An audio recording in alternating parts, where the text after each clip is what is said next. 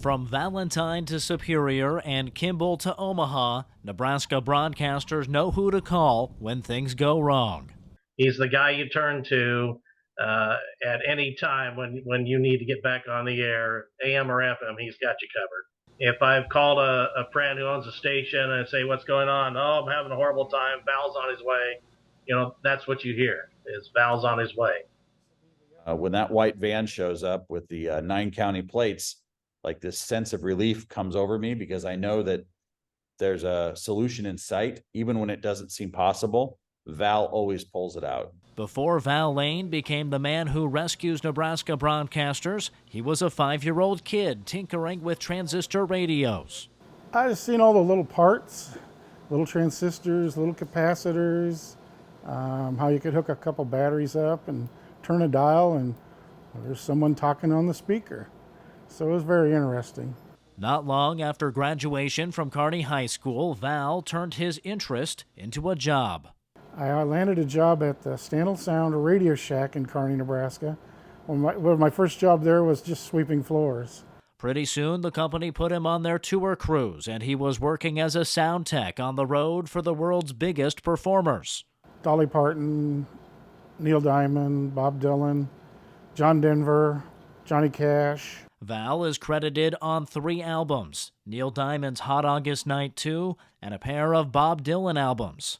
After 6 years on the road, he turned to entrepreneurship, starting several businesses. He found a hit with Central Electronics, which got him working with Nebraska broadcasters. He quickly earned respect for more than just his technical skills. He always impressed me as a non-traditional engineer in that he had a certain depth to understanding the broadcast business and how important it is to have your radio stations on the air.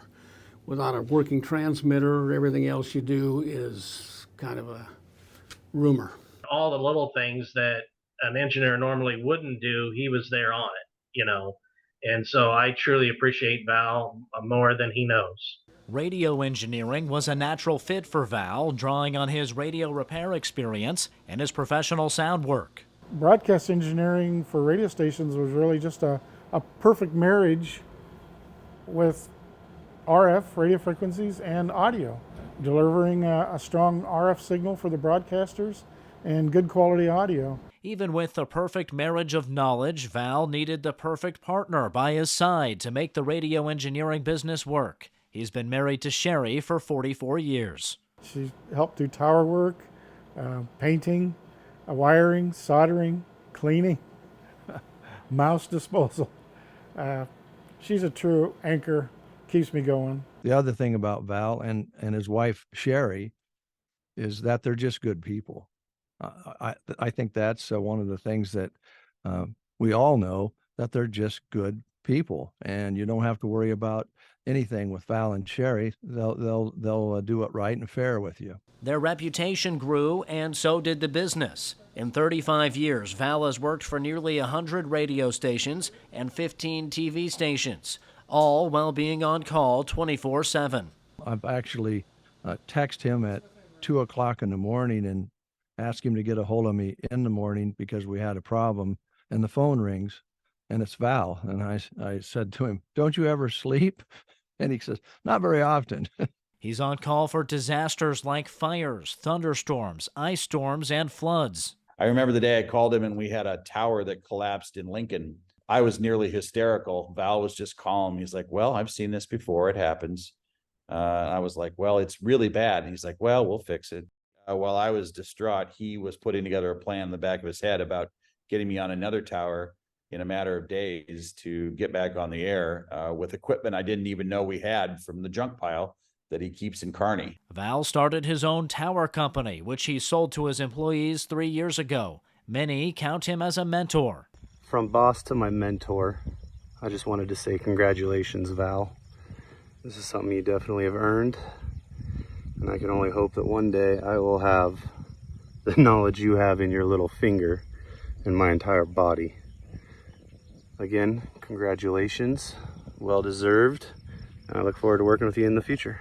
He's known for his vast library of parts. He always has a spare for everything. You call him and tell him what blew up, and he's like, oh, I think I got a spare for that.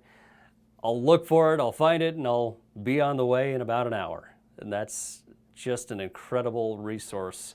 I was busy ripping everything out of the racks and putting it in the dumpster in the back.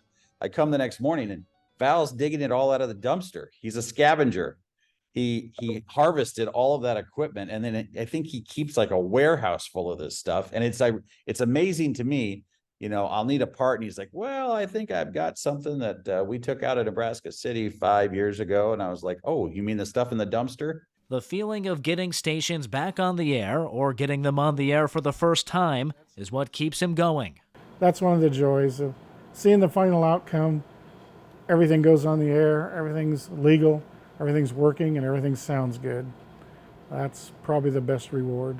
It's a mindset that's landing him in the Hall of Fame. He's a guy on a mission to keep Nebraska radio on the air and Nebraska TV on the air, and there's no problem too small or too big that he can't deal with.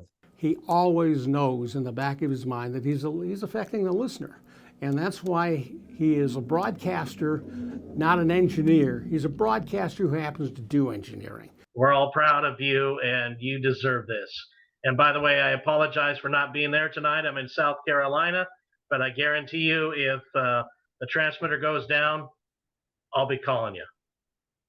Congratulations to Val Lane on his induction into the Nebraska Broadcasters Association Hall of Fame Class of 2023.